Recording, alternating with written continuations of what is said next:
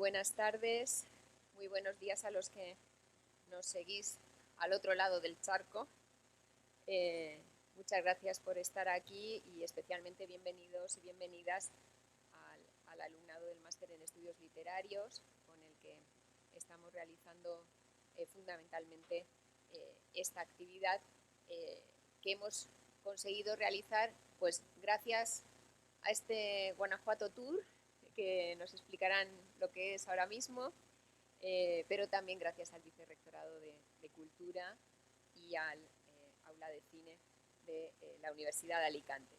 Yo os voy a presentar muy rápidamente a las 5 personas que nos van a acompañar esta tarde y que van a presentar ese proyecto de documental que nos interesa especialmente para la asignatura de Historia y Ficción en la Literatura, porque como vais a ver son un equipo interdisciplinar.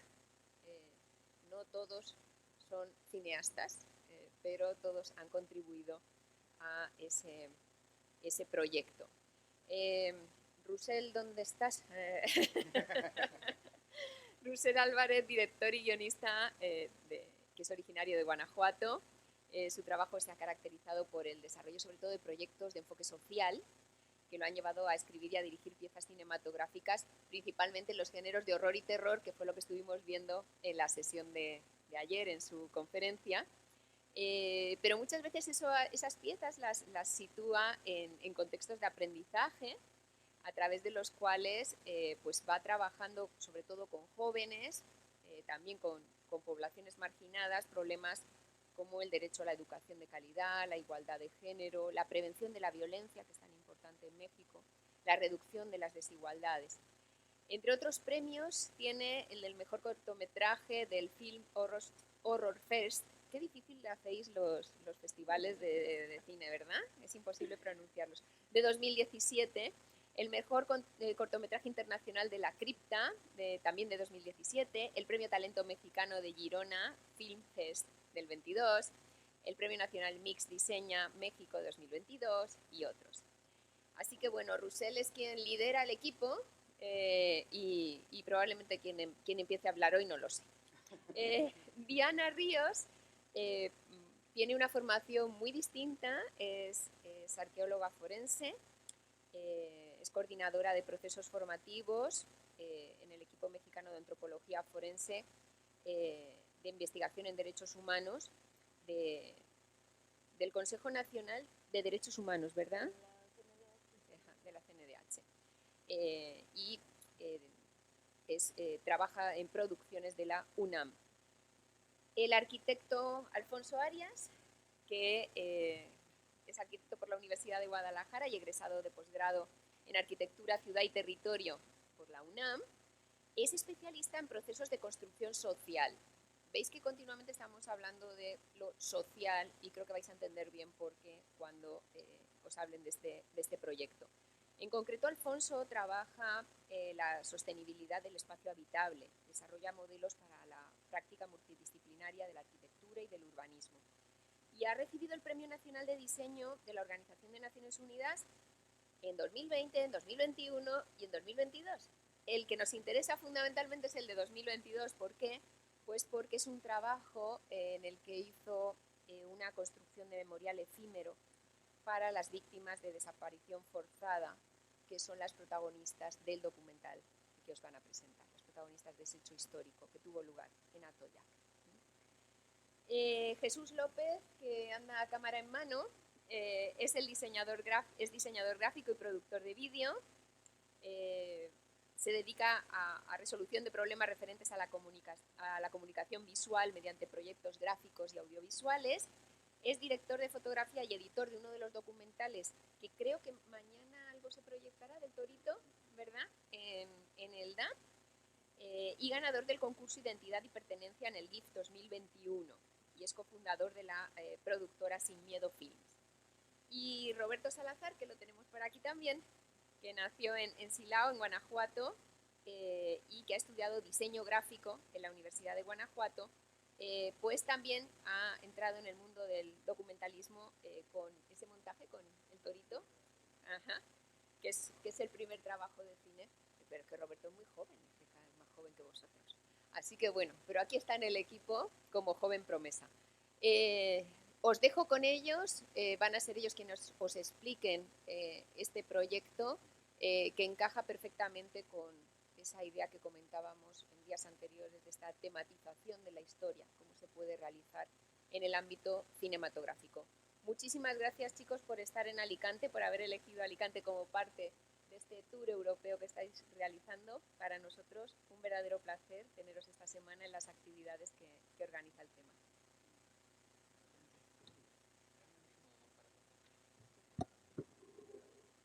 Muchas gracias a todos por su presencia, gracias por estar aquí. Rápidamente explicamos que Guanajuatur es un proyecto que engloba diferentes tipos de actividades relacionadas con el arte cinematográfico.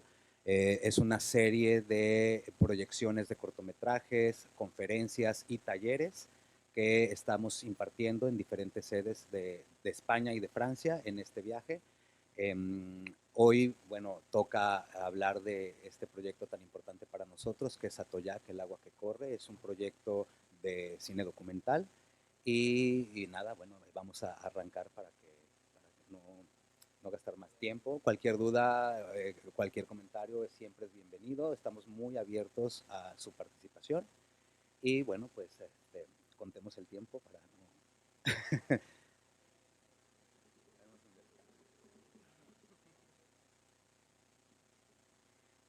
Hola chicos, buenas tardes. Gracias por estar acá, por prestarnos su atención. Bueno, yo les voy a hablar de los antecedentes, los voy a contextualizar acerca de qué es de lo que va nuestro documental. Nosotros, bueno, venimos de México, que es un país que de, desafortunadamente en últimas fechas está siendo conocido por el tema del alza en las situaciones de violencia. Sin embargo, nuestro documental va de hablar de las violencias que hubo en el pasado, en los años 70, pues por motivos de represión política, ¿no? El periodo se le conoce generalmente como la Guerra Sucia. En realidad preferimos llamarlo el periodo de la violencia política de Estado, a pesar de que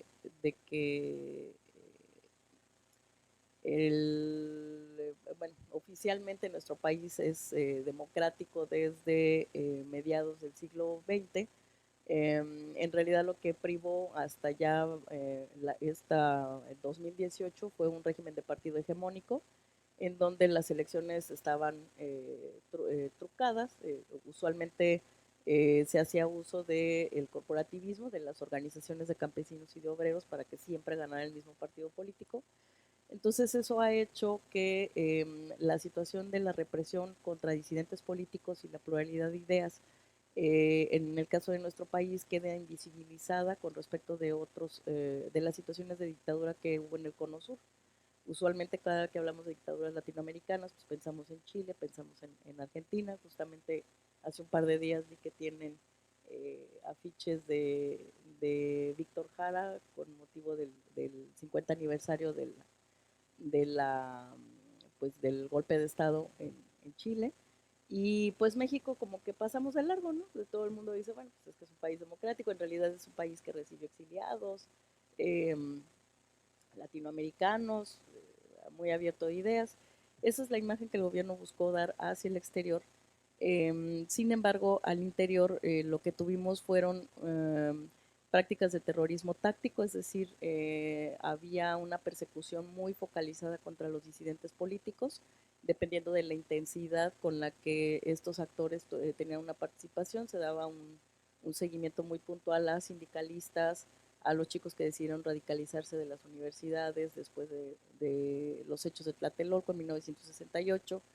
Y pues se ha hablado también de la mano de los intereses de Washington en nuestro país. Sin embargo, ahí más bien congeniaron los intereses tanto del norte global como los internos de los grupos de poder al interior del país que buscaban mantener el control político del país. Esto lo propició el intervencionismo a través de la política antidrogas. La política antidrogas comienza alrededor de 1985, en donde los Estados Unidos dicen, bueno, es que es un país pues que tiene un alto índice de corrupción.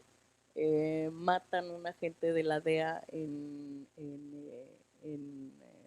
1985, Kiki Camarena, Y entonces Estados Unidos dice, necesito ayudarte a que te conviertas en un país democrático, ¿no? Entonces, esto permite la entrada de otros actores de corte neoliberal a las estructuras de poder y le permitió a ese régimen de partido hegemónico seguir siendo sustentado en una democracia formal. Eso ha propiciado pues que quede invisibilizado todo lo que ocurrió en la década de los 70 contra, específicamente contra campesinos. De las personas de las que nosotros les vamos a hablar son campesinos de la Sierra de Guerrero. Seguramente han escuchado hablar del puerto de Acapulco, es un puerto muy famoso. Desde los años 50 se convirtió pues en un centro de turismo internacional. Sin embargo, se empezó a desplazar a los campesinos de ese lugar para volver a aquel centro turístico y eso propició que algunos sectores se radicalizaran y decidieran optar por los movimientos armados porque había mucha represión en el estado de Guerrero. Esta era la lamentable situación de tener de puertas para afuera, tener al país con la imagen de una democracia, mientras que en el interior todo se trataba de coerción social y de un control, hace que este problema sea tenido como algo que ya puede pasar de largo. Se ha intentado una política de punto final también en el caso de México. El suceso más reciente al respecto es que el 22 de junio del 2022, en un acto conmemorativo de,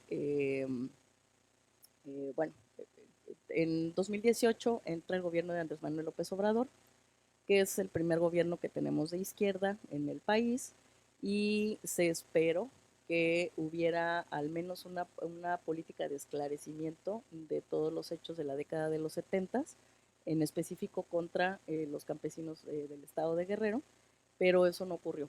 Lo que ha habido es otra vez prácticas de simulación, en donde, como les comentaba, el 22 de junio del 22 se hace un acto de inauguración de las actividades y los trabajos de la Comisión de la Verdad.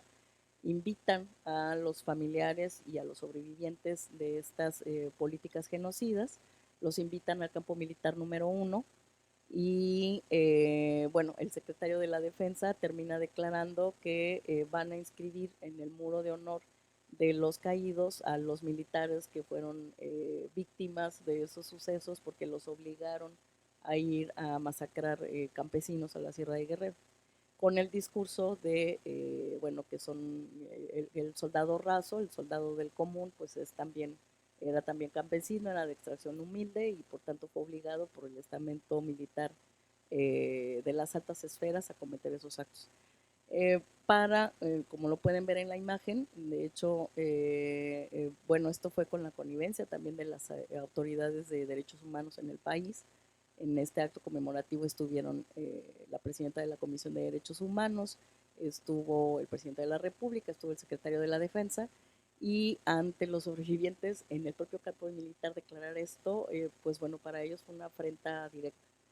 ¿Qué es lo que queda entonces? Lo único que queda, dado que hay una negativa a pues realmente investigar con una lógica de justicia transicional estos hechos de la última parte del siglo XX, lo que ha propiciado es que de parte de las organizaciones de familiares que están ahora en búsqueda de sus detenidos desaparecidos y que siguen luchando por los derechos humanos, el decir necesitamos construir algo desde nosotros mismos.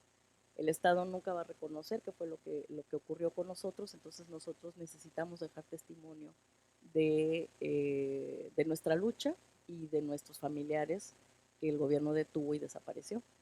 Y bueno, con esta organización que se llama FADEM, en el EMAF llevamos trabajando desde 2015 con ellos, el equipo mexicano de antropología forense trabajamos con ellos desde entonces.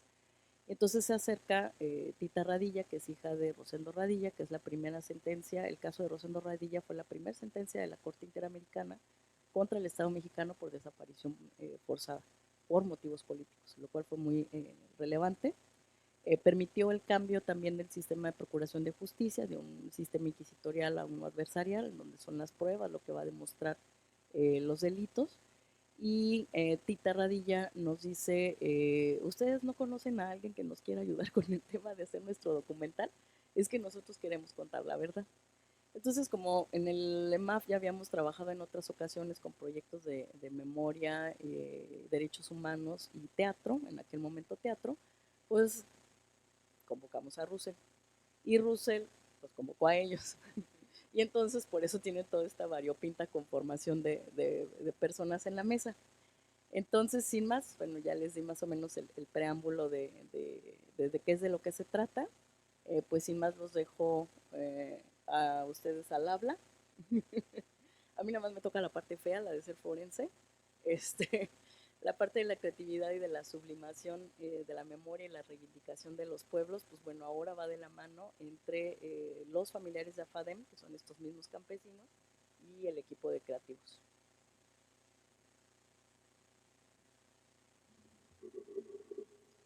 Gracias. Bueno, pues de entrada, lo importante de reconocer el cine documental que tiene que ver con estos fenómenos políticos y sociales es aprender que lo que nosotros estamos haciendo es un rescate de la memoria histórica. Este es un concepto muy importante, que es muy diferente a la historia oficial. La historia oficial es la que nos cuentan los gobiernos de cómo sucedieron las cosas, que siempre está camuflada, siempre está tergiversada y tiene encriptada muchísima información.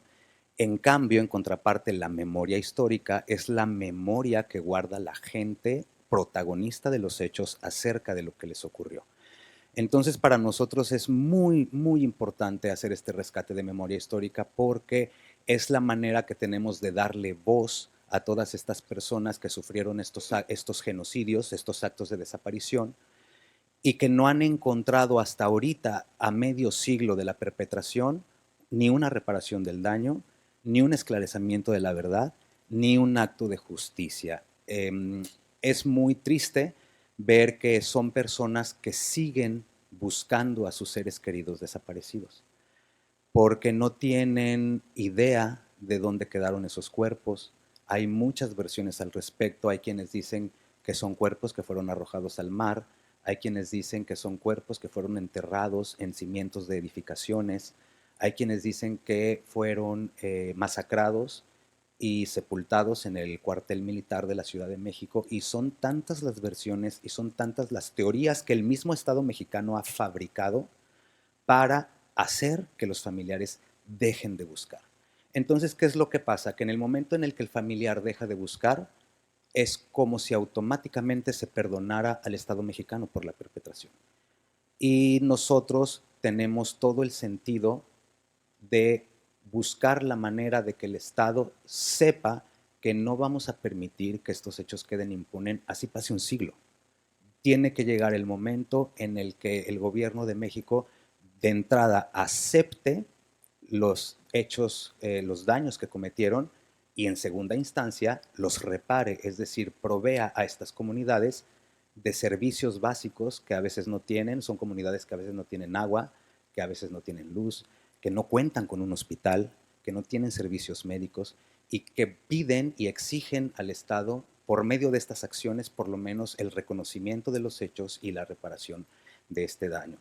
Entonces vamos nosotros a trabajar en este documental, obviamente valorando este pasado de estas personas, y tratar con especial respeto todo lo que tiene que ver con la búsqueda de sus familiares, porque es muy fácil para nosotros asumir que la gente está muerta, que a medio siglo es casi una obviedad pensar que todas estas personas ya no están vivas. Sin embargo, el hecho de reconocerlo es perder contra el Estado.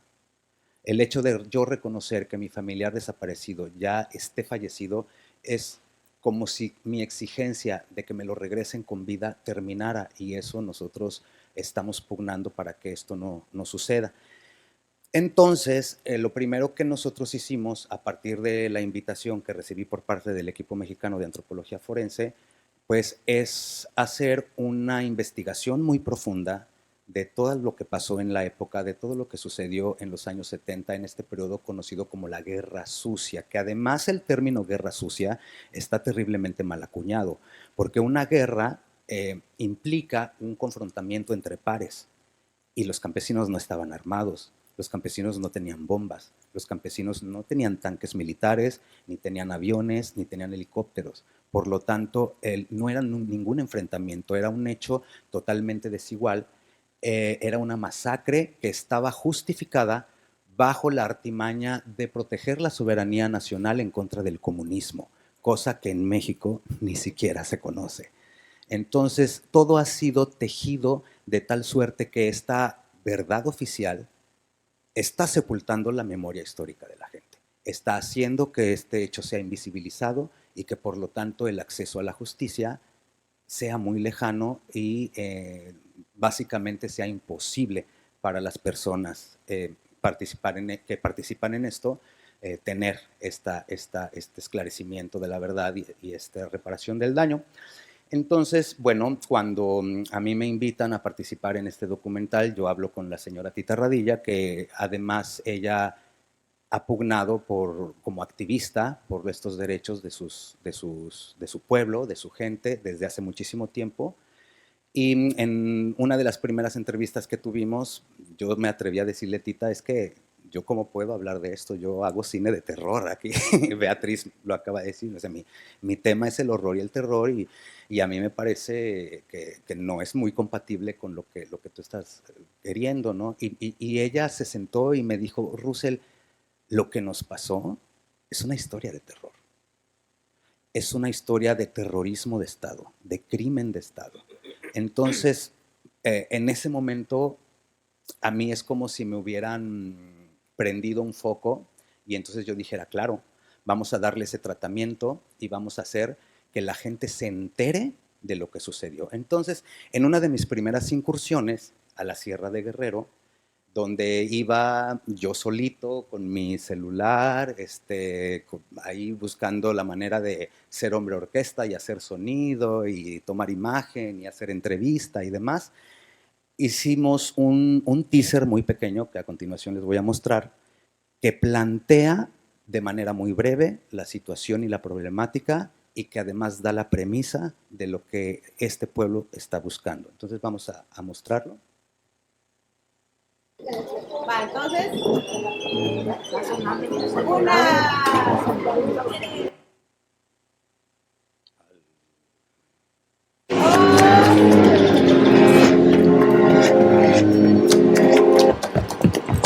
Quiero que se sepa lo que ocurrió, mostrar la brutalidad de las fuerzas federales, de cómo invadieron las comunidades, cómo sacaron a la gente, cómo desaparecieron, el daño tan grave que se hizo a las familias y a la comunidad.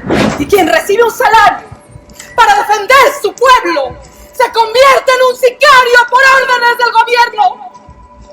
Una exigencia histórica, una deuda histórica de nuestro país frente a las graves violaciones de derechos humanos cometidas entre las décadas de los 60 a 80 en nuestro país por parte del Estado, principalmente de las fuerzas de seguridad, del ejército mexicano. Hasta ahora el gobierno no se ha dado por enterado de todo lo que pasó, se hace lo mismo, la falta de interés del gobierno por apoyar, por resolver esta situación, por reconocerlo. Desapariciones forzadas, tortura, ejecuciones extrajudiciales, detenciones arbitrarias que se cometieron en una época de contrainsurgencia, pero también, como se ha dicho en muchas latitudes, de terrorismo de Estado. Las consecuencias de esos actos que tuvieron las familias, o sea, porque nunca ha sido atendido ese daño tan grave que se nos hizo. Hay mujeres, hay madres que lo dieron todo, que se fueron arriesgando su vida para tratar de encontrar a su familiar. Muchos sufrieron muchas vejaciones. Y hay muchos casos que desafortunadamente nadie vio cuando se los llevaron solo, desaparecieron. Muchas de las personas desaparecidas eran personas que se dedicaban al campo, que eran el sustento económico de sus propias familias, y al desaparecerlos pues obviamente tuvo afectaciones al propio tejido social, sí, sin duda, en la comunidad. Pues estaba segura en ese momento que él ya había fallecido, pero no lo quería asumir. La verdad que ha sido bastante difícil aceptarlo. Yo durante muchos años jamás quise prenderle una veladora a mi padre. Era 1 de marzo, día en que nació mi padre. Ese día amaneció un lirio blanco que tenía unas como gotitas rojas. Me dio la sensación de que era mi papá que quería que yo le pusiera flores. Vamos sembrando el terror. La tierra reclama vida, el secuestro de sus hijos. Se debe buscar con vida y no en despojos podridos. Igualmente con los familiares tenemos muchos años haciendo la ofrenda. Hay gente que no lo entiende, ¿no? Nos han venido a preguntar qué sentimos de no tener un lugar donde ponerle a nuestros familiares una ofrenda. Y pues hemos decidido hacerlo así. Sabemos que quizá muchos han fallecido, ¿no? Pero también no queremos decirlo, no queremos aceptar eso, ¿no? Que también se reconozca el esfuerzo de las familias, el amor de las familias hacia su ser querido, no olvidarlo para que también las nuevas generaciones vean y también luchen por sus propios derechos, para que vean que no se puede uno rendir. Son, en algunos casos, casi 50 años. Ser un ejemplo de persistencia, de insistencia, ¿no? Para las nuevas generaciones. Y pues ya hay nietos, bisnietos, y que puedan motivarse con esta lucha nuestra que hemos dado y que se sepa, ¿no? Que aquí estamos, que permanecemos, que seguimos y que van a seguir lo que estén. Por primera vez se podrá hablar de un informe oficial de verdad, es decir, de lo que ocurrió entre el 65 y 90, que es el periodo que se está manejando a través del decreto, respecto de esas violaciones de derechos humanos cometidas en nuestro país. Yo lo que le diría a alguien que esté padeciendo esto que es tan terrible, que no deje de buscar, que tenemos que tratar de evitar que siga ocurriendo. Ese amor tan grande que son nuestros seres queridos, que se han ido de una manera injusta, y que no debió de haber pasado nunca. No quisiera yo que llegaran a tener tanto tiempo como el que tenemos nosotros. Yo quisiera que ellos pudieran encontrar rápidamente a su ser querido desaparecido y que tenemos que obligar al Estado que lo haga. O sea, no podemos quedarnos en casa llorando, pero también sobre todo por los que quedan vivos, por lo que no les ha pasado, para que no les ocurra. ¡Lo seguiremos diciendo! ¡Lo seguiremos gritando!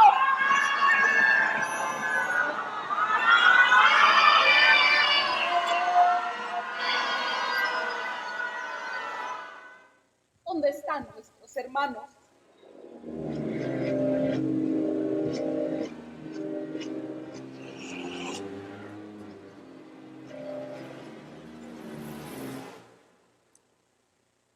Entonces, realizar esto a mí me permitió tener el acercamiento, conocer el hecho, conocer las circunstancias en las que sucedió, saber que toda esta gente ha sido perpetrada por estos militares, que fueron desplazados de manera forzada, que fueron despojados de sus tierras, que de alguna manera esta comunidad que tenía un futuro muy próspero porque es una comunidad productora de café, y los militares se quedaron con todas las tierras, se quedaron con todos los plantíos, se quedaron con sus casas.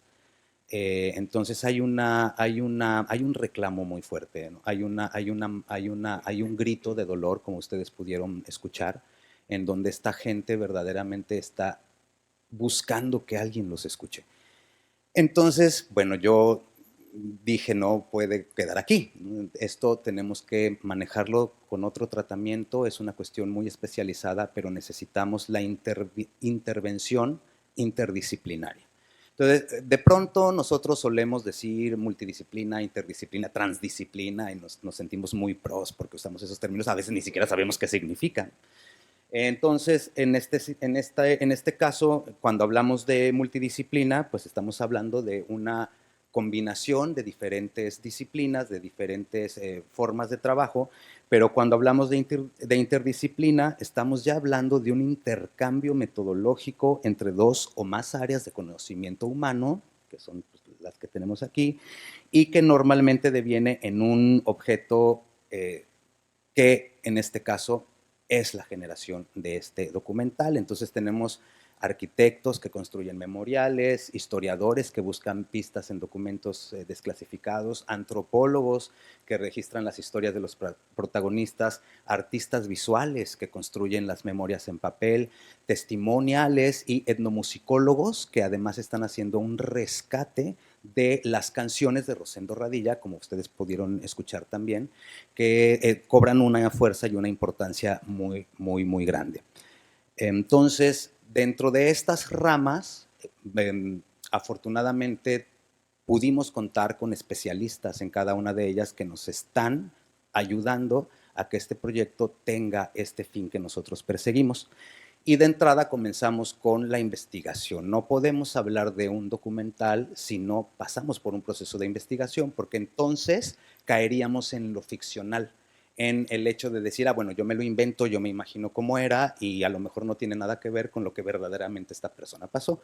Entonces la investigación histórica ha sido muy exhaustiva. Tenemos un equipo de historiadores que nos están apoyando, Rubén y Alicia, que son dos personas que también han trabajado para la Comisión de Derechos Humanos, que tienen afortunadamente acceso a los archivos y que de alguna manera nos han estado nutriendo de las imágenes de los desaparecidos, de las posibles pistas de dónde pueden estar sus paraderos y de toda la relación que tienen con la actualidad también, la militarización actual que estamos viviendo. El arte cinematográfico, por supuesto, como ustedes saben, es un arte que se compone, es como un pulpo de muchos tentáculos, porque hay sonidistas, hay grabadores, hay gente que hace guión y demás, entonces contamos también con esta infraestructura en cuanto a recursos humanos se refiere. Y algo que a mí me pareció muy importante, y con esto cierro esta parte del asunto del cine de terror, es que hay un escritor español, que no sé si ustedes conozcan, que se llama Luis Pérez Ochando.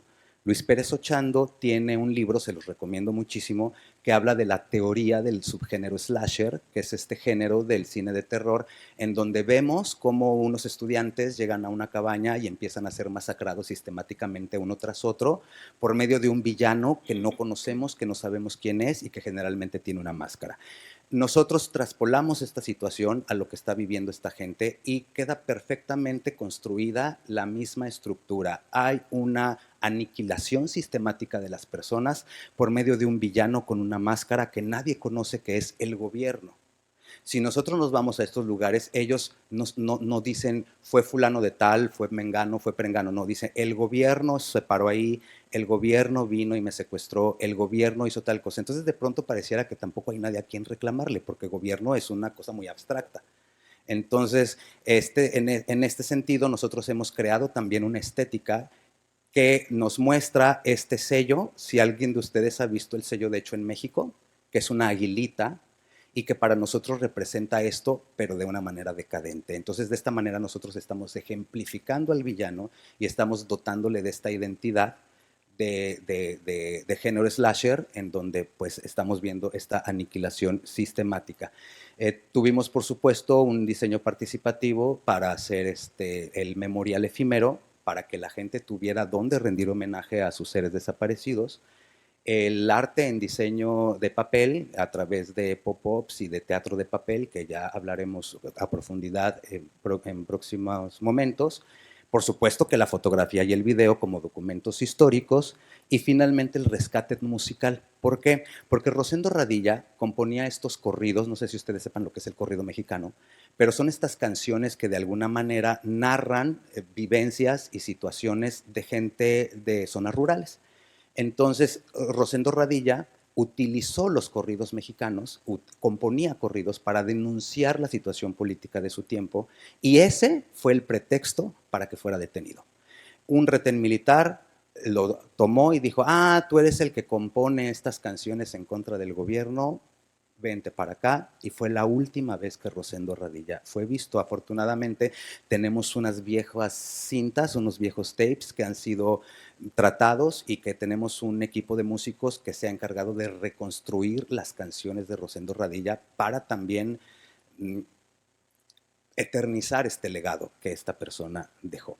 Entonces, a partir de todos estos procesos y a partir de todas estas participación de todas estas diferentes disciplinas, estamos creando un documento que para nosotros también tiene la finalidad de servir como una prueba de lo que sucedió y que también pretendemos que dé querella y que dé guerra al Estado mexicano para que también a través de esto tenga que reconocer estos terribles hechos.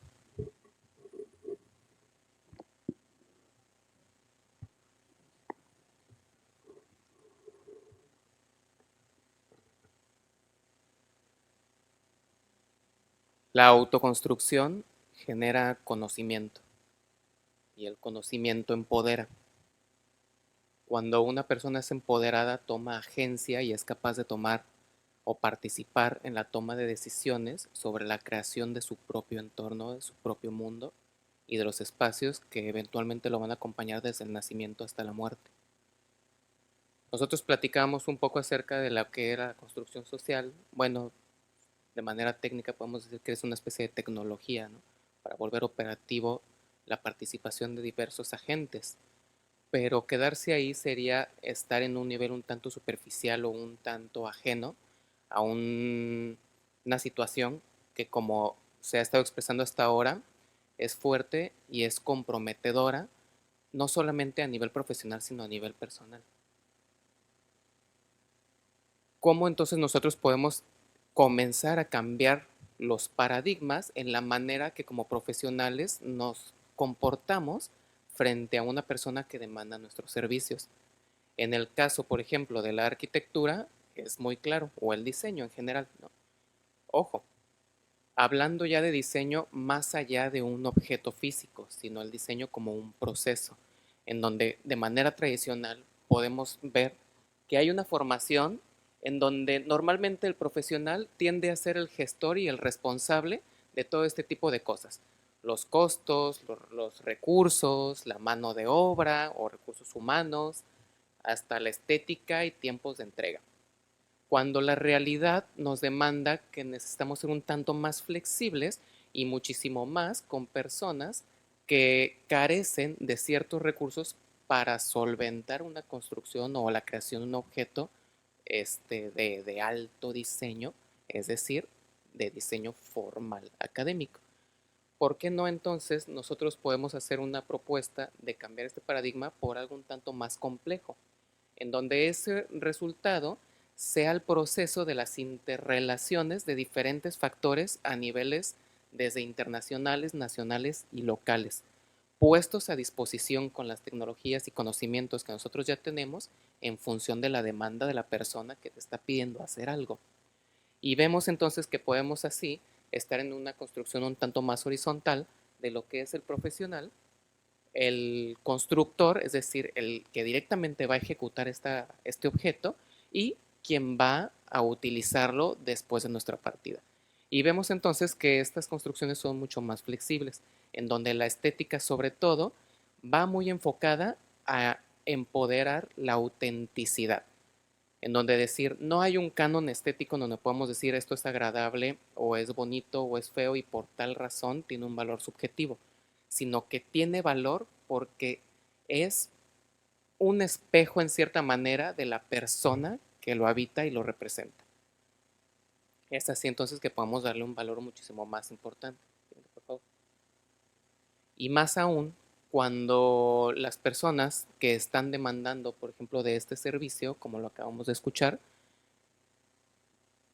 han sido sometidas ante un rezago que las pone en una clara desventaja ante otros pares.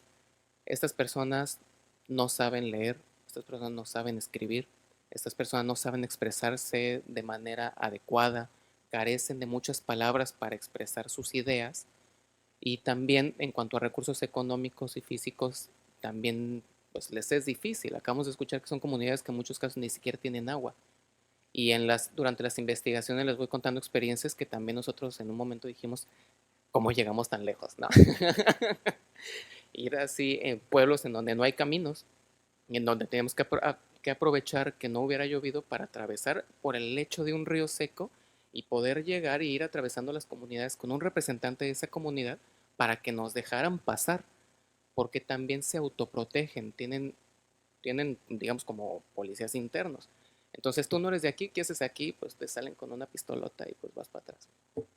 ¿Quieres pasar? Entonces con quién vienes te conoces y te dan acceso. Llegando, te topas con personas a la que le dicen que o la que te cuenta cómo su esposo, llegando a la jornada laboral, fue extraído de su casa con violencia por policías, ni siquiera dejándolo cenar, y a pesar de que ella se haya negado o haya tomado de los pelos, nosotros de las greñas, nosotros somos el militar, la arrojaban por un lado y aunque fuera a protestar al Zócalo de la Ciudad de México, la policía antigranada iba y las golpeaba, les despedazaba los campamentos y por esa situación, ella estando en una condición de embarazo, dio a luz a una persona con daños neurológicos permanentes. Como otra familia se desintegró porque entre todos los hermanos no pudieron llegar o continuar con sus estudios y ver que a su mamá le costaba incluso ya comenzar a producir, a hacer la comida, porque la masa se le aguadaba de las propias lágrimas que caían sobre el metate, a tal punto que enloquecía de escuchar día y noche la radio. Curioso porque además el papá, pensando que poniéndose del lado de los militares iban a favorecer el regreso de su familiar, y esto nunca sucedió. O una madre que nos contó cómo en la mañana platicó con su hijo sobre ir a la iglesia en la tarde. Durante la jornada llegan los militares y lo toman, los desaparecen, y acto seguido saca debajo de su cama un pantalón de los años 70 en perfecto estado, perfectamente planchado, perfectamente blanco, que lo mantiene así porque tienen la esperanza de que su hijo regrese y la lleve a cenar.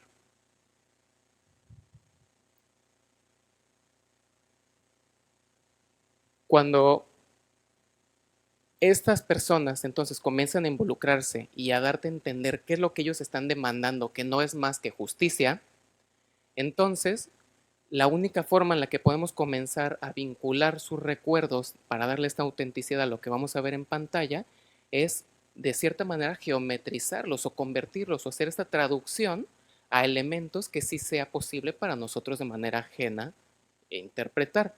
Y entonces comenzamos a tener este aporte metodológico que en muy grandes rasgos podemos separarlo en 5 etapas. La primera, bueno, es encontrar el punto de equilibrio entre lo necesario, lo posible y lo deseable. Cuál es realmente para lo que nos alcanza y cuáles son los recursos que tenemos. Y comenzar también en lo deseable, cómo era ese recuerdo y cómo puede materializarse. Todos, por ejemplo, cuando vamos caminando por una ciudad que nos es familiar, tenemos recuerdos de que hay aquí en esta esquina, cuando casi atropellan a fulanito, y aquí pasaba porque cuando iba a la educación básica eran mis rutas y todo, y entonces las texturas comienzan a ser familiares. Entonces a partir de los recuerdos podemos comenzar a preguntarles a ellos, ese momento que tú quieres conmemorar ¿a qué olía? ¿A qué sabor te trae? ¿Es una textura rugosa? ¿Era suave? ¿Es cálido? ¿Es azul? ¿Es rojo? ¿Es fresco? Bla, bla, bla. Ciertas cosas que ya comienzan a materializarse. También comenzar a ver con qué figuras geométricas puedes representar ciertos valores que te importan. Y entonces como grupo se va haciendo una conjunción de significados, formas y materiales con las cuales trabajar. En segundo, pues bueno, es abstraer el lenguaje simbólico y emocional detonado por estas percepciones. El tercero, bueno, determinar la ubicación de las formas en relación a otras, directamente a la composición. Tiene que ser algo vertical, tiene que ser algo horizontal. Puedo entrar, puedo tocarlo, puedo moverlo, solamente puedo verlo. Es decir, ¿qué quiero hacer yo con este objeto? En cuarto, bueno, generar alternativas. Y en estas alternativas, entonces también se pone a votación. Todos nos reunimos, esto es el resultado del taller de participación, y entonces de estas alternativas, ¿cuál les gusta más en su mayoría? Y entonces fueron pasando todos, pusieron una piedrita y el resultado final pues se ejecuta de una manera ya técnica para su ejecución, en la que un grupo de personas ajenas a la idea inicial puedan trabajar de manera coordinada para la creación de un solo elemento. Y obtenemos esto. Decía Diana, qué curioso que ellos habían tenido un intento de hacer memoriales antes, porque este sí pegó de repente, ¿no? Y siendo algo tan sencillo. Ciertamente, pues porque es el primer acercamiento que ellos tuvieron en donde se mostró un interés porque fuera un objeto del que se pudieran empoderar. Y vemos entonces que para ellos la lucha tiene forma de un triángulo, déjale, tiene la forma de un triángulo porque es como una saeta que sale de la tierra y es jerárquico, es fuerte, es estable y ha sido permanente, que ha sido una lucha compleja, como un tejido que además los abraza a todos y que tiene sus bases en ellos como grupo, que se ven como un círculo hecho además de piedras. ¿Por qué? Porque Atoyac y todo Guerrero está atravesado por infinidad de afluentes naturales que por característica tienen muchas piedras. Entonces ellos dicen, para mí la piedra y la diversidad de piedras es como ver a mi grupo de familiares organizados, porque todos somos diferentes, chiquitos, grandes, pero somos igual de fuertes y provenimos de este lugar. Además de que entre las historias que nos contaron se plasma que cuando la persona era extraída de su pueblo, tenían que cruzar los ríos para llevárselos. Entonces se convertían en esta frontera en la que ahora este familiar también tiene que cruzar para regresar a casa. Asimismo se forma entonces una especie de portal, un arco, una puerta, que es para este regreso. Y no es para ellos, sino es para esta persona. La respectiva, en cuanto al hogar también, mencionan ellos siempre el olor a plantas, el componente vegetal, en donde era necesario hacer un jardín en torno a esto. Y súper importante, pues como la lucha tiene que prevalecer aún después de su propio fallecimiento, tiene que quedar una constancia de que esta persona, es decir, su familiar, existió. ¿Qué más y qué mejor prueba de que una silla en la que él estuvo sentado? Y si vemos entonces durante toda la presentación comenzamos a ver el icono de la silla vacía como prueba fehaciente de la existencia de un ser humano. La silla vacía representa el derecho a la presencia. Siendo así, entonces, pues nos ponemos en acción. Y aquí vemos, ¿no? ¿Qué tienes tú? ¿Qué tengo yo? ¿Qué puedo aportar? Pues la verdad no tengo nada más que tiempo. Pues con eso lo hacemos. Y una señora dijo, ¿se puede reproducir? Ahí está. Y una señora dijo, oye, pues en mi jardín crecen unos bambús. Otro dijo, pues yo tengo la motosierra con la que trabajo, entonces vamos a cortarlos. Otros dijeron, yo no puedo aportar, bueno, mi tiempo, entonces sí puedo ir al río y comenzar a carrear la piedra. Yo puedo ir a hacer el pozole para darle de comer a todos. Uno resultó que es albañil y trajo una pedacera de varilla que le sobró de donde estuviera trabajando. Y bueno, entonces comenzamos a construir esto de manera participativa y coordinada de manera asistida, ya directamente pues, por su servidor. ¿Cuál es el resultado? Entonces, un memorial que definitivamente ha tomado una escala que ni nosotros mismos nos llegamos a imaginar en un inicio, porque estamos hablando entonces del diseño como un proceso que trasciende al mismo diseñador. Hablamos de un objeto lleno de significados que refleja a los usuarios, siguiente, y que además ha sido optado o adoptado por ellos mismos, y es muy bonito ver que ya a años de la creación de este memorial efímero, su mantenimiento es constante. Y es curioso porque, por ejemplo, es el 31 de agosto, si no me equivoco, Diana, para el Día Internacional de Conmemoración a la víctima de detenido desaparecido, ellos hacen una suerte como de peregrinación desde los pueblos, dejando flores por el paso por el que se vieron al desaparecido hasta cruzar los ríos. Y ahora que tienen este lugar que tanto demandaban, que no es una tumba, pero que les sirve para conmemorar a esta persona, terminan aquí, se reúnen todos, dejan flores, le cambian los listones por otros de otros colores, hacen un pozole, encienden una fogata, encienden veladoras y se quedan toda la noche a conmemorar a su familia. La suerte de todo esto es de que nos arrojó un riquísimo bagaje de significados que entonces nosotros podemos comenzar a trabajar sobre la fotografía. ¿Por qué? Porque una cosa es de que sea un documental y otra cosa es de que en este documental, como lo hemos repetido, queremos ser fehacientes o queremos plasmar la subjetividad de lo que ellos vivieron. No podemos nosotros como creativos tomar la iniciativa de hacer una interpretación y desde un porte artístico decir, yo opino que tiene que ser así porque tal teoría estética dice eso. Entonces, es un esfuerzo por plasmar que esta subjetividad y esta forma en la que ellos vieron las cosas se vea reflejada en ciertos momentos del trabajo. Y vemos aquí entonces a Tita Radilla, que curiosamente toma un aura, ¿no?, de Final Girl, pronunciada en la estructura de teoría del slasher, que también de repente toma como una especie de estar como en un altar, que representa la esperanza, que está rodeada de llamas, que representan también el dolor, olvidé hace un momento decirlo, representan para ellos el dolor y la esperanza, sentada frente a un escritorio académico, que es donde se detonó todo el asunto, sobre el que descansan las carpetas que a ella le dieron en el Instituto de Transparencia Federal y que curiosamente tú cuando las abres ves que está completamente censurado todas las imágenes y texto. Entonces está una hoja completa en donde nomás dice el día de hoy todo estuvo bien y el resto rayoneado en negro. Ella está rodeada de sillas vacías y tiene sus pies sobre una cimentación de las piedras del río y cobijada por esta suerte de arte que fue hecho a mano por los mismos familiares dentro de las actividades de integración y trabajo de ellos. Tomamos en cuenta que la manera en la que decimos las cosas es bastante importante y la fotografía tiene un papel fundamental en ello.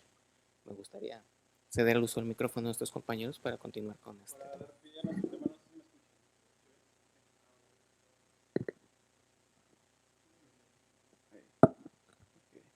Bueno, para comenzar, me gustaría saber si alguno de ustedes carga una foto en físico de algún familiar, su pareja, primo. ¿Podría verla?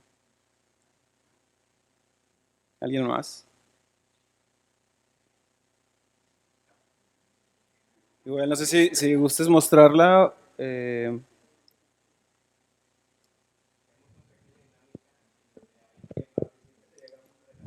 Dulces mexicanos. Ok, pues, ¿hay problema en que la muestre a los demás? Ok, igual si quieres desde ahí, desde tu, ok. Vale, igual son tres, ¿verdad? ¿Creen que cada uno podría decirme por qué la cargan? ¿Cuál es el motivo de que esté ahí acompañándolos? Bueno, en mi caso hay una distancia física y es como hacerlo presente con un objeto, ¿no? Ok, gracias. Es un poco difícil decirlo. Es ¿Cómo salga? Venga. una fotografía de mi abuelo y en Colombia pues es un escenario muy paralelo al de ustedes. Sí, y claro. él fue víctima del paramilitarismo en Colombia, entonces tengo una foto de él. Perfecto, gracias. ¿Y tú?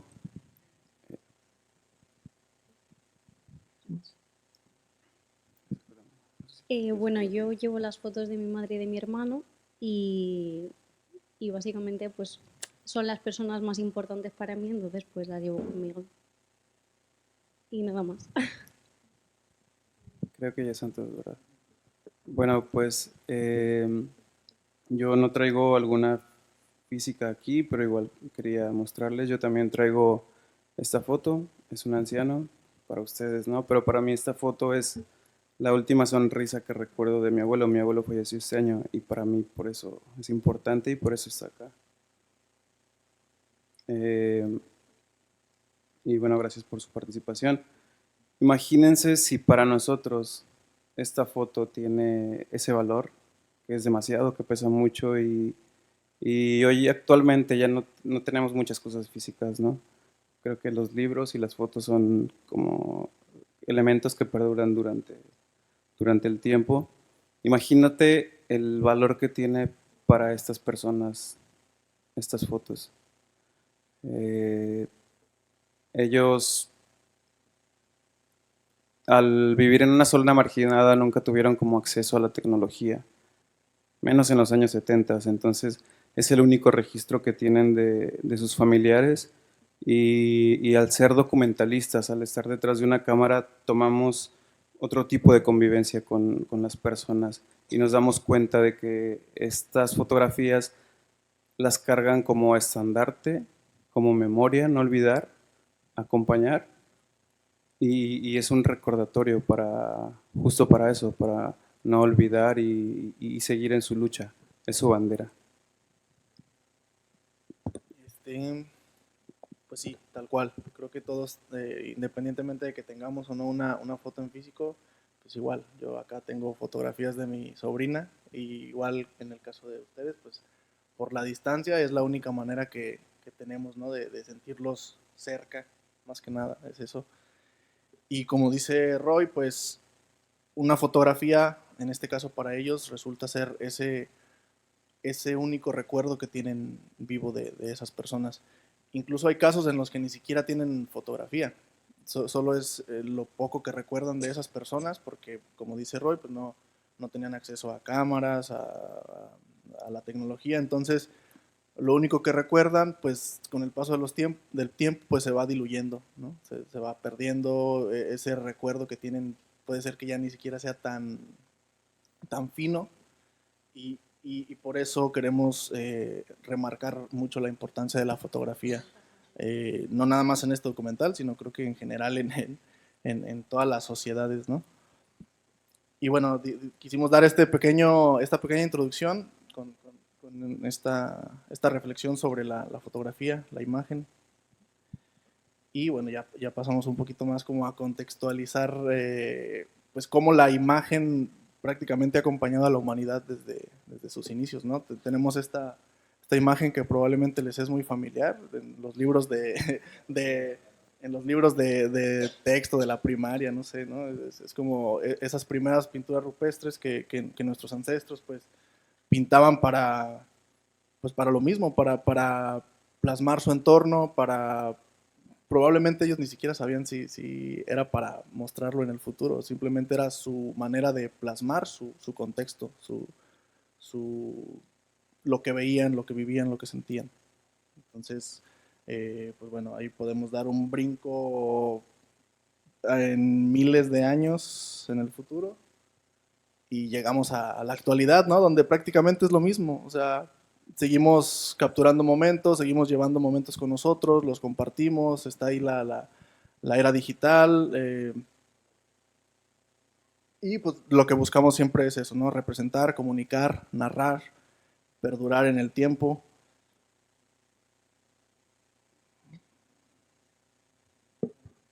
Sí, pues aquí caemos en cuenta de que con tecnología o sin tecnología es una necesidad básica del ser humano registrar lo que va haciendo. Pues ellos tal vez no se imaginaban que existía un futuro, que iba a haber personas después de ellos, pero existe esa necesidad de dejarlo intacto en algún formato, el que fuera a través del tiempo. Y pues ahora creo que lo hemos hecho una necesidad.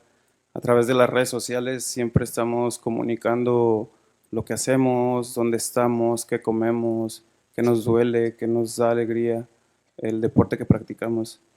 Y de hecho nosotros, o sea, a partir de que llegamos acá a España, yo creo que tenemos cientos de fotografías y videos que vamos registrando.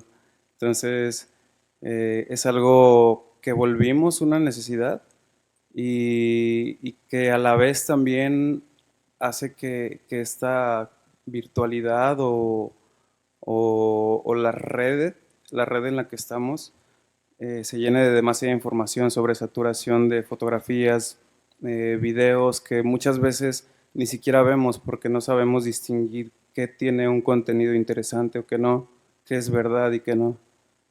Entonces es ahí donde creo que nuestro trabajo como fotógrafos documentalistas cobra importancia, porque nosotros tenemos que llevar fielmente lo que estas personas piensan, lo que estas personas quieren comunicar y luchan, porque ellos te pueden contar tal vez las cosas o los hechos, pero si no está como este puente que es la fotografía, nadie más lo va a ver. Si no hubiéramos venido hoy hasta acá, si no existiera el documental, ustedes tal vez no sabrían nada de Atoyac ni de Tita. Entonces creo que es demasiado importante, o consideramos nuestro papel muy esencial dentro de este proyecto porque somos como el formato que se le va a dar a toda esta investigación, a la visión del director y todo el arte que se ha hecho detrás de eso. Sí, y bueno, cabe recalcar que, como comentan nuestros compañeros, en este proceso de interdisciplina y cómo nos vamos complementando unos con otros, pues en este caso nuestra labor en este proyecto documental pues es ser ese puente, ¿no? que le dé voz a sus historias, a su contexto, y reiteramos, por eso remarcamos la importancia que tiene para ellos esa fotografía, porque en todas las marchas siempre van con las fotografías en el pecho, es su estandarte. Y bueno, ya...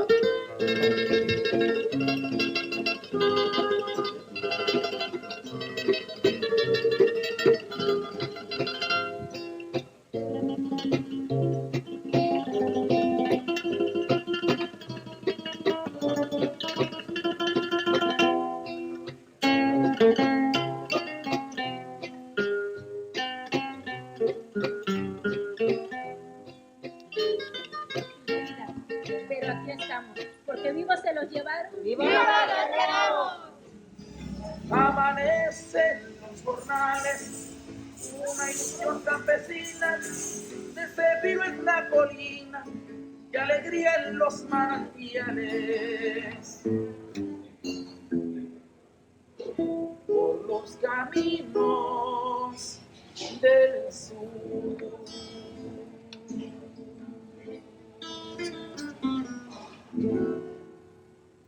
Bueno, para regresar un poquito al proyecto de Atoyac, este fue un pequeño ejercicio que hicimos para mostrar o ejemplificar cómo nuestra labor de fotógrafos pues es llegar a sus comunidades, a la sierra, a sus pueblos, a sus casas, a sus cocinas, empezar a observar, empezar a sentirnos parte de su entorno, de su vida.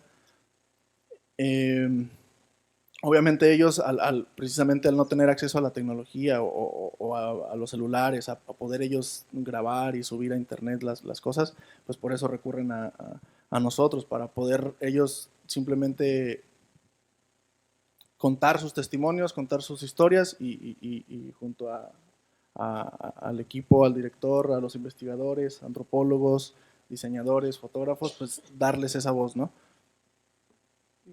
Y bueno, nosotros un poquito parte de nuestro proceso para transmitir de la mejor manera posible su sentir, pues nos basamos en 3 pilares fundamentales, ¿no? Que es, primero, adentrarnos al mundo de las personas, el escenario de los hechos, donde ocurrieron las cosas, en la plaza donde sucedió la matanza, las comunidades donde se empezaron a llevarse a las personas, su contexto, más allá del contexto histórico, que es lo que ya escuchamos con Diana, con Russell, con Poncho, más allá de ese contexto histórico, primero es importante tener el contexto cotidiano, ¿no? Esa cotidianidad de las personas, su día a día, cómo viven, con quién viven, qué hacen en sus tiempos libres, qué escuchan. Creo que es muy importante empezar desde ahí. Sí, justo. Como comentaba hace ratito, nuestro trabajo como documentalistas, o más bien nuestra convivencia con ellos es un poco diferente porque nosotros tenemos que transmitir a través de una imagen, de la fotografía en pantalla, fielmente su contexto. Entonces tenemos que generar cierta confianza con ellos para que nos dejen entrar a sus casas, para que conozcamos el lugar de los hechos, para que conozcamos la manera en la que viven. Y eso creo que es uno de los trabajos más importantes y en lo personal a mí más me gusta y me llena, porque lograr que alguien confíe en ti es como ganar un amigo. Muchas de las personas con las que yo he estado y con las que he trabajado, después de darles esto que ellos consideran como un apoyo, hasta regalarles una foto, después de ello puedo pedir su ayuda. O sea, es como muy gratificante hacer esto y que ellos lo vean como un regalo. El siguiente pilar que tocamos son las personas, ¿no? Ya tenemos un contexto, pero ¿quién está dentro de ese contexto? Es un poco como la estructura clásica del cine, pero llevada al documental. ¿Quién es esa persona? Y es ahí donde la cámara tiene que reflejar en pantalla. Muchas veces, bueno, a mí el documental siempre me pareció muy aburrido porque vi documentales de secundaria donde solamente habla una persona. Y no quiere decir que su tema sea aburrido, pero como somos muy visuales, muchas de las personas, nos gustaría ver más cosas, ¿no? Conocer a las personas aparte de datos históricos.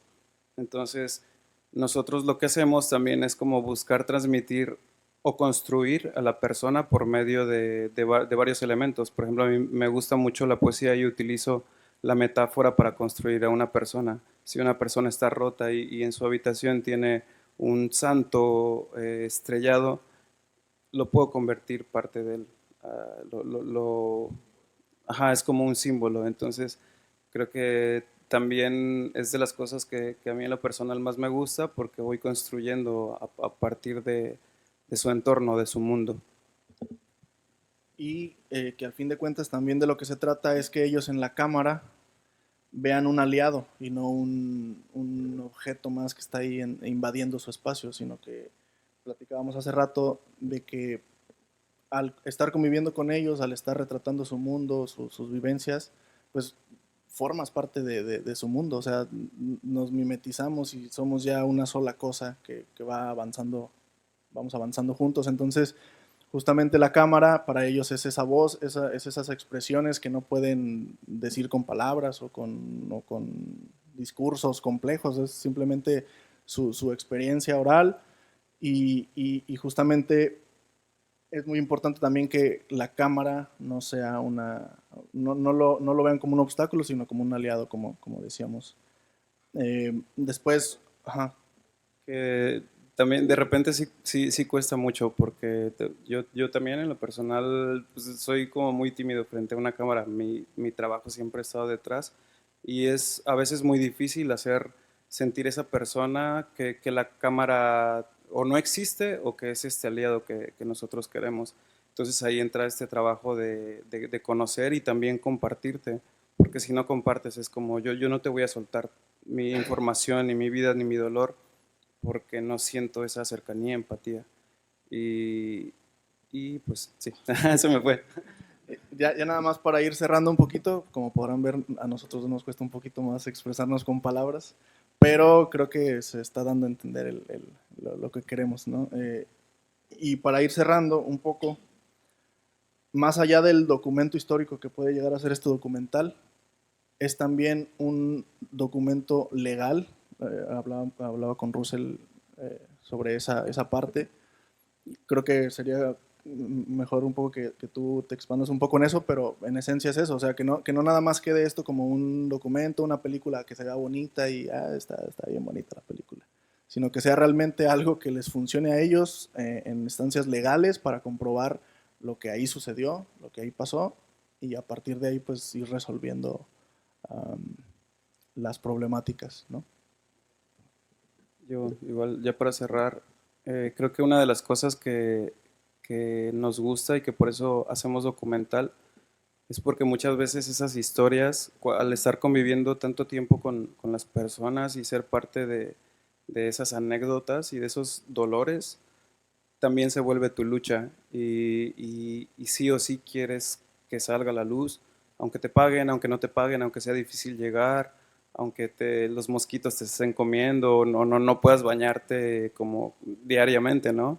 O sea, también se vuelve tu lucha y es lo más gratificante y creo que pues por eso lo hacemos.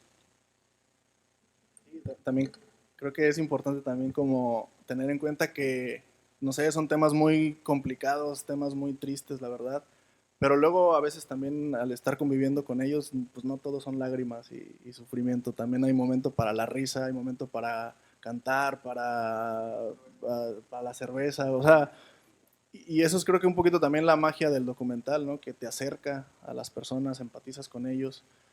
Probablemente a nosotros no nos ha pasado algo similar, pero al escucharlos, al verlos, se siente, o sea, se siente y creo que sí te toca. Y precisamente a continuación les vamos a mostrar un pequeño fragmento. Obviamente no es un teaser oficial porque pues todavía está en etapa de postproducción, pero pues es un pequeño montaje que hicimos un poquito para reflejar el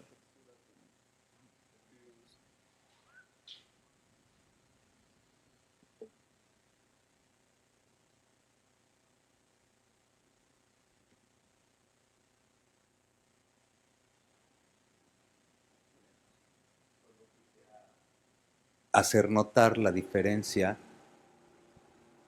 del primer teaser que vimos a esto, cómo ha evolucionado gracias a la participación de todos estos profesionales.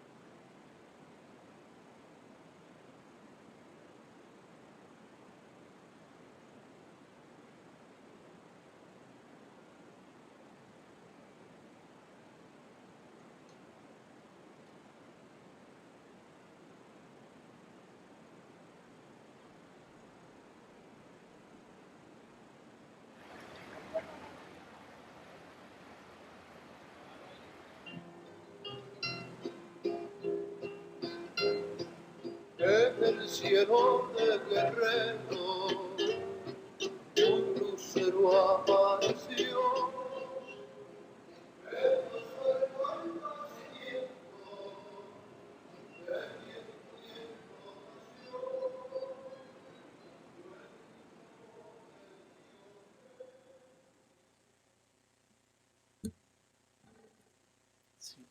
Y bueno, ya para cerrar nuestra participación, retomamos la parte de los procesos interdisciplinarios porque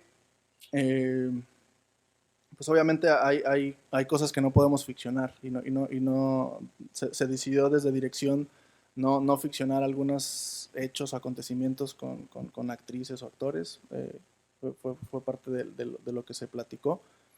Y por eso toda esta parte que no podemos registrar, pues se tomó la decisión de complementar estas imágenes con otra técnica artística que es el pop-up y de la cual pues ya les va a hablar Poncho nuevamente.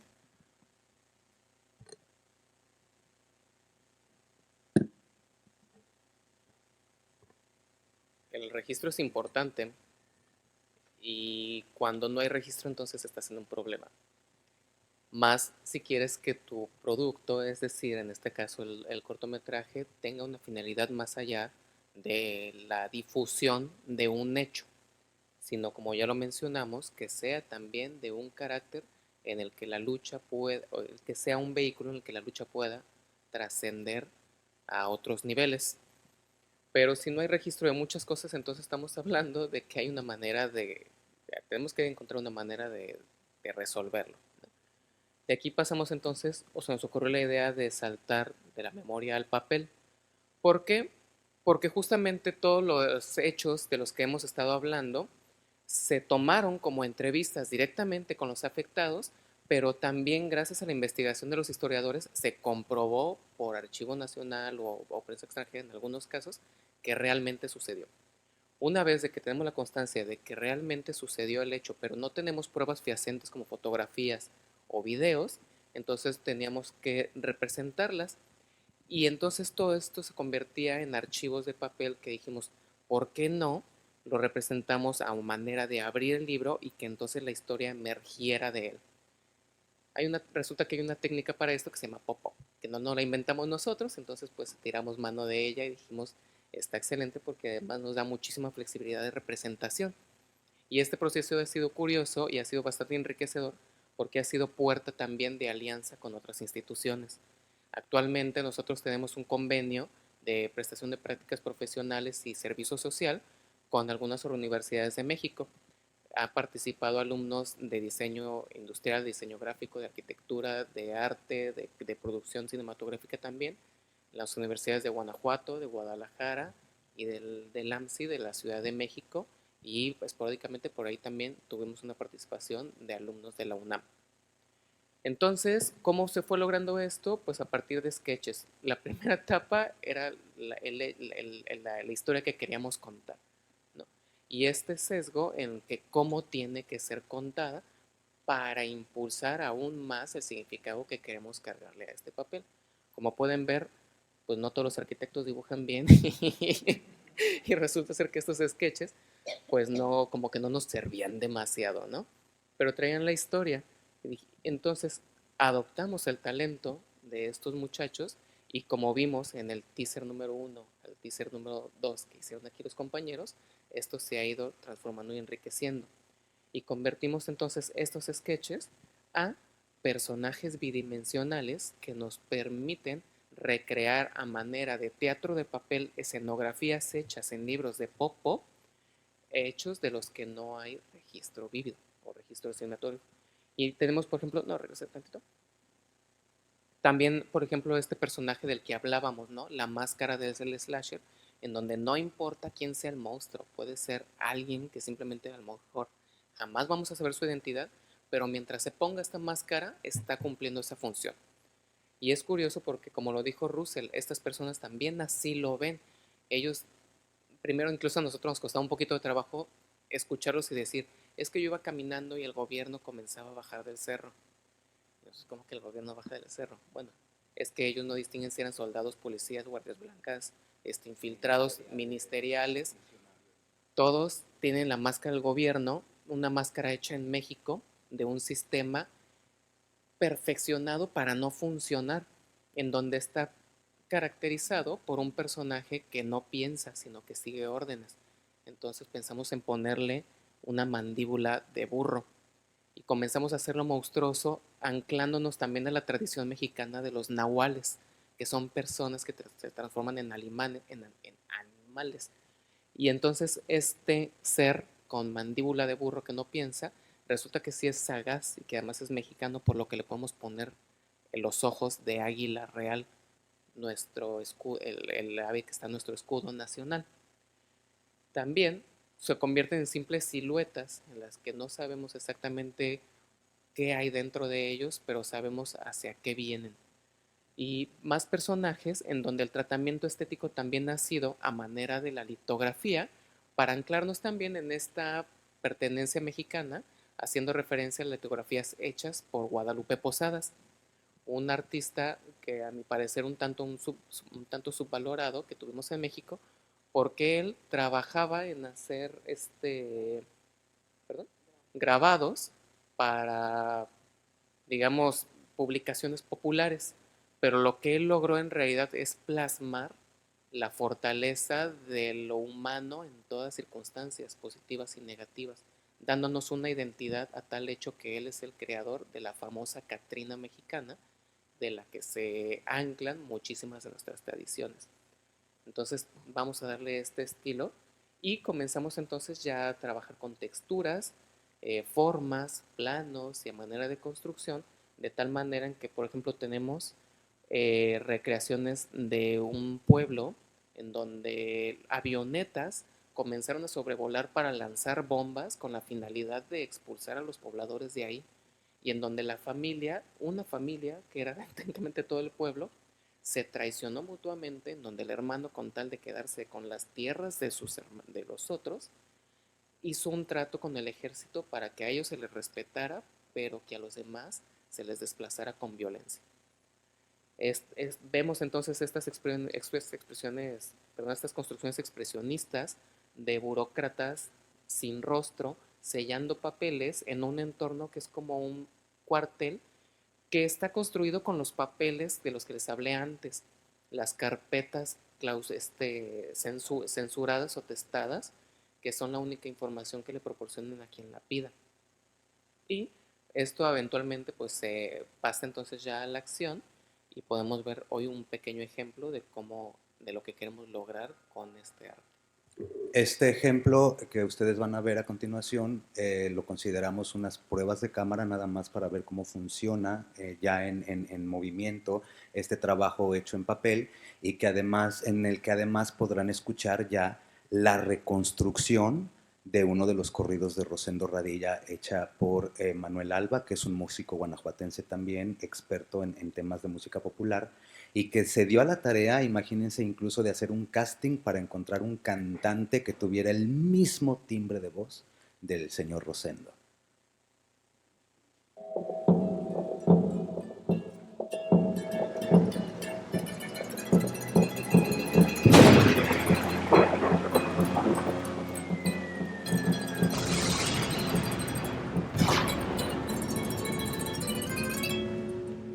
Señores, soy campesino del estado de Guerrero. Me quitaron mis derechos y me hicieron guerrillero. Dejé a mi madre, a mis hijos y también a mi mujer.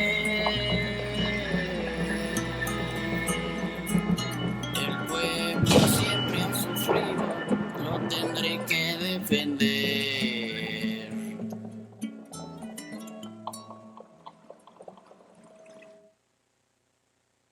Una virtud de esto es de que nos permitió mantenernos un tanto ajenos todavía en cuanto a nuestra interpretación personal, sino plasmar cuáles fueron las cosas en un lenguaje accesible, de fácil digerir, de fácil trabajar nosotros como equipo, y que bueno, pues el resultado también está comenzando a volverse interesante, y esperamos que también al espectador sea satisfactorio de mirar.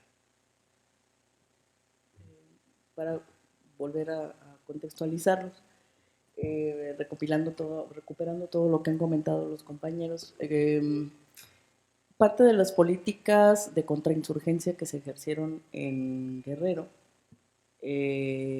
fueron las de tierra arrasada, igual que como se hizo en Vietnam.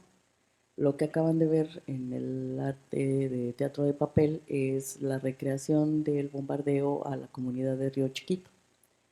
En algún momento, cuando tuvimos oportunidad de colaborar en la Comisión Nacional de los Derechos Humanos, Rubén Ortiz y Alicia Sandoval, que son historiadores, y su servidora, lo que teníamos como idea era, dado que por nuestra comisión laboral teníamos oportunidad de ingresar al Archivo General de la Nación a revisar documentación producida por el gobierno para poder documentar y argumentar en favor de las víctimas de desaparición forzada, lo que buscábamos era aportar elementos para el sostenimiento de los casos en el marco del sistema de justicia adversarial. Hace rato en las primeras diapositivas les mostraba que hay en la mayor parte de los países en donde se restaura la democracia entran en un proceso de justicia transicional, en donde se abren tribunales especiales para juzgar a los militares que cometieron ciertas cosas. Pero como en el caso del Estado mexicano, en realidad lo que vivimos fue un régimen de partido hegemónico, nunca ha habido una intención de abrir procesos de justicia transicional. Lo que ocurrió en el año 2001 con la entrada de un nuevo partido político, que en este caso fue el primer gobierno de un partido de derecha en el año 2000. En el 2001 se mandata la creación de la Fiscalía Especial para Hechos Políticos del Pasado, y ese esfuerzo no fructificó, desclasificaron algunas cosas, pero a la par de la FEMOSP surgió la ley de transparencia, en donde se habla de la protección de los datos personales. Y entonces todas las personas que empezaban a pedir documentación en el Archivo General de la Nación para sustentar que habían sido agraviados en sus derechos humanos, lo que recibían era lo que estaba comentando Alfonso, versiones testadas. Es decir, versiones en donde vienen tachados todos los nombres, todos los datos relevantes y que prácticamente no dicen nada. Como se pueden dar cuenta, es una burla, pero así funciona el Estado mexicano.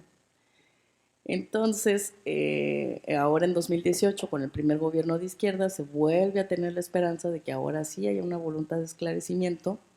Previa 3 años antes, en el equipo mexicano de antropología forense, habíamos empezado a trabajar con el caso de Rosendo Radilla para la localización, dar con el paradero de Rosendo Radilla. Uno de los resultados que hubo como parte de ese primer trabajo de la FEMOSP en 2001 fue que la familia Radilla pudo sustentar ante la Corte Interamericana que había sido desaparecido su padre.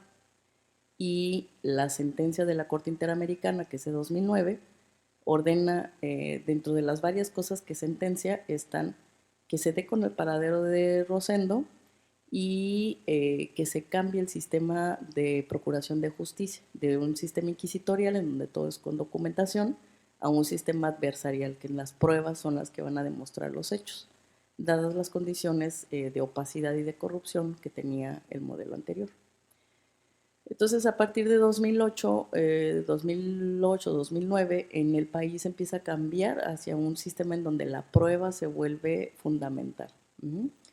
A la par, la familia Radilla empezó a trabajar con los distintos equipos latinoamericanos en la búsqueda de, más bien en trabajos de exhumación dentro de lo que fue el cuartel militar en Atoyac de Álvarez, que es una comunidad cercana tanto al puerto de Acapulco como a Ayotzinapa, que seguramente ustedes han escuchado de ello. Y el Estado no sale de ahí, en realidad no hace un trabajo de investigación. ¿Sí? El Estado dice, pues si usted supone que están en lo que fue el cuartel, pues aquí exhumamos. Entonces, año tras año tras año se hacían actividades de excavación en donde no se recuperaba absolutamente nada. Dentro de las actividades que empezaron a desarrollar un poco también para darse contención y para poder manejar la frustración, estaba hacer muñecas de papel, muñecos de tela, buscando representar a su desaparecido. Hay muchas familias que no cuentan con una fotografía de su desaparecido. Los bordados que vieron en algunas de las fotografías, ¿no? Los manteles con algún mensaje. Empezaron a desarrollar esta práctica de tener actividades.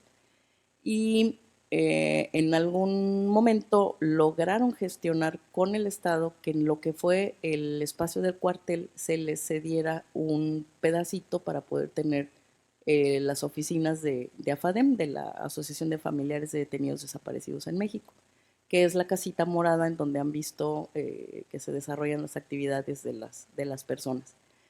Y siempre albergaron la posibilidad de contar con un memorial, porque ellos decían, los gobiernos vienen y nos dicen, vamos a poner tal letrerito, pero tiene que llevar los colores de nuestro partido o el mensaje que yo quiera, bla, bla, bla, bla.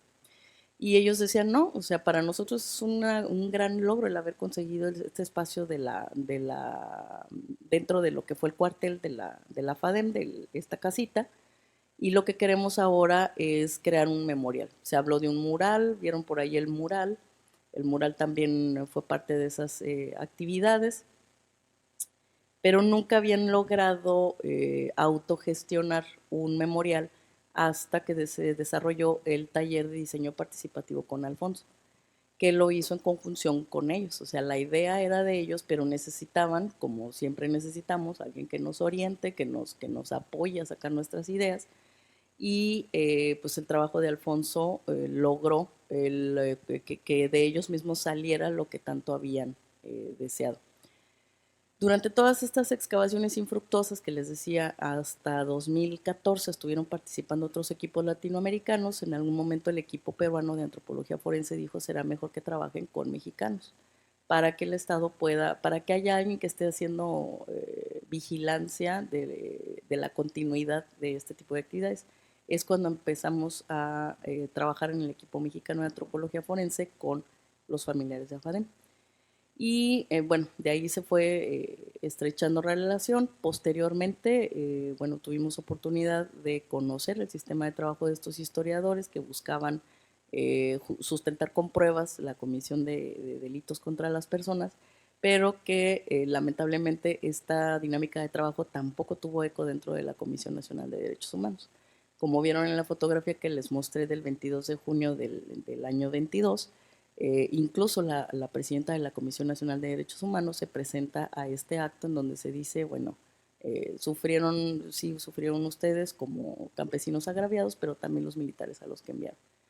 Entonces, ya en el marco del proyecto del documental, incorporamos el trabajo de los historiadores para que pudiera tener un sustento histórico pues fidedigno el documental, pero justo también buscando en que se convierta en un instrumento que pueda ser utilizado como prueba en el marco del sistema de justicia adversarial, que es lo único que tenemos como posibilidad, dado que nunca va a existir, es una realidad, no va a existir un marco de justicia transicional en México. Se tendrá que recurrir al derecho penal ordinario, a argumentar y sustentar el relato a partir de las evidencias que sean aportadas por los propios familiares en sus propios